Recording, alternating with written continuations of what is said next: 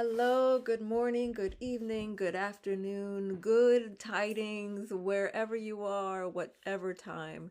Thank you so much for joining us. My name is Dr. Raina J. León, and I am your scholar, creative, the person who has put my mom on to do some things on this podcast, Generational Archives, where we explore archival research and documents and through our journey to discover our people, hopefully help you in discovering yours. So I am with my mother, Dr. Norma D. Thomas. Mommy, how do you want to introduce yourself today? Well, that's who I am. So that's who I be. I don't know if there's anything else to say. And you're a little sick today. Well, I don't think I'm sick. I just have a cough. Just have a cough. I just have a cough that I believe I got from my grandchildren, which happens a lot. The children, they are founts of contagion. So we usually have a check-in question, and I am neglecting that preparation. So here is my off-the-cuff check-in question. What was your favorite toy as a child? Oh my goodness. We didn't have many toys, so I'm trying to think. Favorite toy? I can't remember that there's a favorite toy because we had so few, so they were probably all favorites when we had them. I don't know that I had a favorite. I really don't. I think my cousins would say it wasn't a toy. It was when I got the record player.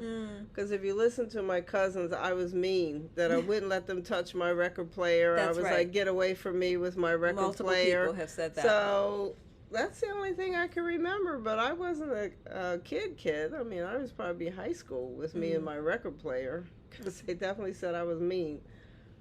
Yeah, for me, I would say my favorite toy as a little one, it would be one of two because I can't usually pick just one.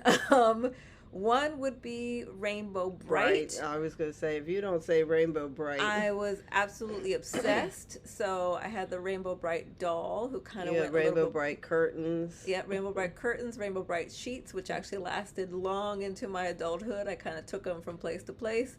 And I also had Starlight, Rainbow Bright's horse, which was my show and tell when I was at Children's Village in Philadelphia for daycare and preschool and kindergarten. So I loved Rainbow Bright a lot. I also really loved this turtle that had hinges on it. It was like my treasure box, and I would move it all over the place and hide things in it. And so I think I've mentioned that on this podcast before. So still remember that little turtle. Definitely was obsessed with Rainbow Bright. And she was part of this we finally figured out that that's where if you had keys and jewelry, it was in that turtle. I was a little magpie, so that was anything shiny was going to go in that turtle.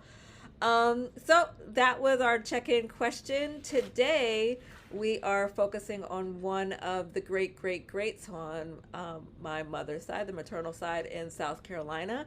And who are we focusing on today? Well, we're going to focus on Eliza Alberta Hill. And there's not a lot of information, but I thought it follows what we just did in terms of looking at birth certificates and death certificates and some other documentation about trying to fill in the story, because I don't know a whole lot about her. But this is my grandmother's mother, Eliza Alberta Hill.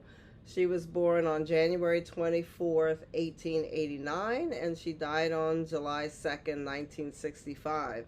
And I said to Raina, she died when I was 12 years old, and I never had the opportunity to meet her. As a young person, it would not have even occurred to me, but no one took us to meet her. My grandmother didn't take us down to meet her, and for a few years, as you've heard from other podcasts, I lived with my grandmother, so she never took me to see her mother. So it's kind of an interesting pondering as to why we didn't know some of these people.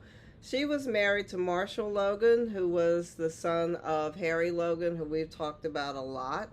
Marshall was born in 1874 and died in 1946. Elijah was his second wife. His first wife was Phoebe or Fitby or however she's categorized. She died young. So there were about, between the two women, about 11 or 12 children. Eliza had 8 or 9. And she is a descendant of John Richard Hill. She's a descendant of John Richard Hill and Emelina Hill, but her father was John Leslie Andrew Hill, and her mother was Lizzie Hart. Her grandfather was John Richardson Hill. Now, he is, for want of a better word, I guess, from the enslaver family. And Emelina, Raina mentions her every now and then because it appears that when she became free, she disappeared. But she had several children, some of whom are listed as being enslaved. Her and Eliza and her husband were involved in the life of Lockhart Baptist Church. We saw the stained glass window that commemorates their involvement. So we have, I think you have that picture. I thought I did, but it's kind of just the sun coming through the stained glass that I have. And they are buried in the Lockhart Baptist Church cemetery. So they are buried together there. And the only other story I remember about Eliza is from my grandmother, Sarah. And she said that she had Alzheimer's disease and that they often had to lock her in the house or the room to keep her from wandering away. So that's a very sad piece of history. But it also says, well, I have a great-grandmother who had Alzheimer's disease. My dad's father had Alzheimer's disease. And so it does run in my family. So if I start wandering or forgetting, you know that, in fact, it does run in the family. But that's the only thing I can remember my grandmother saying about her mother, is that she had Alzheimer's disease. Well, and that's one of the things. Going to Lockhart Baptist Church, we did an episode on that trip to South Carolina in April, and there are people still in the church who remember our great, in my case, grandmother, as well as her husband, because they were so active in the church. And so that's one project that we want to take on, is interviewing some of them to get a better sense of who she and her husband were. Well, there's a deacon who said specifically he knew Eliza. So, because Marshall died in 1946, so he died a long time ago. But she lived up until 1965, so there are probably a number of people who knew who she was. So it would be good to get more of her story, because Raina has mentioned before that we often know the story about the men, but we don't know the story about the women. And the Hill family is one of the enslaving families. And that family, the documentation is pretty extensive. There's books written about them. We know a lot of information about them as the enslavers. But she is one of those descendants, and it's just interesting how, as I reflect back, that these are people who were alive when I was a teenager, but did not know who they were. And we need to make sure your children know who their relatives are, so that they're not these figures with names out there, but they actually do know who they were. So it's nice that my grandchildren go into town and that they know their relatives and they know their relatives here, because we need to make sure that they know these people. Right. And, that's one of the things that I was sharing with my husband the other day. And I'm not sure if we've talked about this, about how I have made it very clear to my husband that our long-term plan is to retire in Italy. And we were driving outside of Lucca, which is in Tuscany, one day. And I was like, let's be clear. I will not be buried here. I don't want to be buried in Italy. My people are not here. My people are in Philadelphia and in Puerto Rico and in Western Pennsylvania and in South Carolina. I will live much of my life in Italy with you as my partner, with our children. I hope that our lives are very long. But that said, I don't want my ashes, my bones to rest here. And so we were having this conversation about what does that look like for the future. And I mentioned with him, my people visit our people, our ancestors, and have relationship with telling story by going to cemeteries.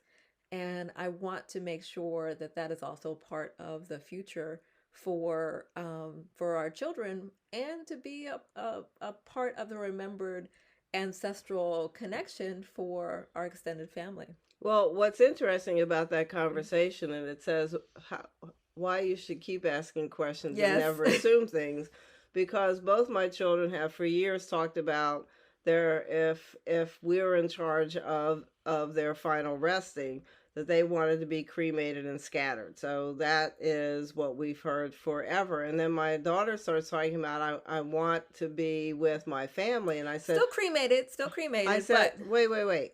What happened to I want to be scattered? And she said, no, I want to be with my family. And I said, well, that means I better call your brother and ask what he still wants to be scattered. But I said we should never assume things. We should continue to ask questions about what we want to happen, because that's also important too. You honor the living and you honor their memory in terms of what they want done at the end of life as well. So it was got a funny conversation. It's like it may sound morbid to folks, but it's a reality. You again are not leaving this world unless you pass away. So yeah, we all gonna die, y'all. we all So gonna die. we all gonna die. So where do you want to be? And I only mention that when I'm thinking about Eliza, because she is in a space that is very well tended. The Lockhart Baptist Church, the cemetery is impeccable, and it's very clear that even though the congregation is small, there is an attentiveness to the ancestors who are there. And that was really beautiful to see, to visit, and see her there, see her husband Marshall there, and all of these aunts and uncles and their children in this space together. And yes, the Logans are not as remembered or are present there, rather. Folks have moved through migration all throughout the states, but the ancestors and their places of rest are attended to, and they are remembered. And like I just want to note, this is real life. Yes, we have a dog barking in the background. So and you might have heard the phone going off, and welcome to the family, y'all. So is there anything else that you'd like to share about our great, many times great? Well, no, not at this point. I'm hoping if we can fill in more of the story, we'll do an update. But it's good to at least for the documentation that I've been able to find on her. I had a marriage date for her and Marshall, but that date looks to be wrong, because otherwise they have her and Marshall being married the same year as his first wife, and so somehow that date is wrong.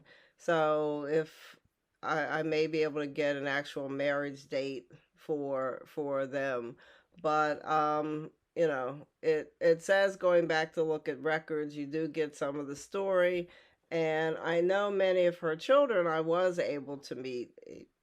Some of them are from the first wife, so I met most of them at one point. One of them died in Philadelphia, so we've got relatives in Philadelphia that we've never connected with, because Nathaniel was in Philly. I met him. Nana Sarah took me to meet him when she came to my house in Drexel Hill. So I met him. He lived in a personal care boarding home, but his wife, we went to her house. I guess she just couldn't take care of him. That's why he was in the personal care home. But we met him, met his wife, and I believe there are children. So we have relatives in Philly that are part of the Logan family, and maybe one day we'll connect with them too. Yeah. Well, and the other thing that I do want to bring up is, as I'm looking back at the records on Ancestry, it's one of the places that we keep a lot of our ancestral research. We note something very important. So the 1920 United States federal census and it lists Eliza Logan at the time. And censuses are really great because they will have a approximate birth year, they'll have the age, they'll have an address, oftentimes a specific street maybe. It gives you a sense of where they lived. Race is often noted. And in this case, we also find out that she was able to read and write. Mm-hmm. And I think that that's significant because this is 1920. She was born in 1892, just 20 years or a little bit over after the end of slavery. Not everybody could, but I think that it's important to speak to her and her husband's relationship as important figures within the church community, as people who could read and were able to hold space for others in at least the church goings on, right? So. And you listed a date as 1992, and I have her as 1889, or you have it as 1892. Right. I have her as 1889. So you also have to understand that some of these dates may be a little off. Generally, it's close enough, but some things could be off based on the records as well. Well, and even a census 10 years before, when she is still living in her father's home, her race is different. Her race then is listed as mulatto. So interesting. Also, it notes that she attended school. So significant in that her work at the time, because she was 20, was as a farm laborer, as someone who was contributing to the farm that they had. So that says they had a farm, they had land. She was part of a family that worked that land. The family had the means to support children going to school. And it says some interesting things around racial identification that shifted over time. So lots and lots of interesting information that you can get from the census itself. And I think that that's going to be our very, very short podcast for today. And our next one is going to focus on the how to get those records, like deeds, like wills, like death certificates. We've talked about that in the previous one.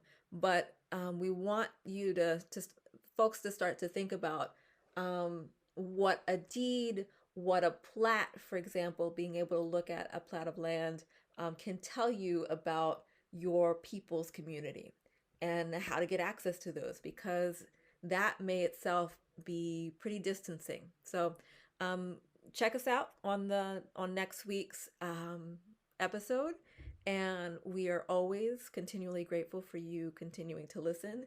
And I know our ancestors are happy to hear you learning about them in addition to us.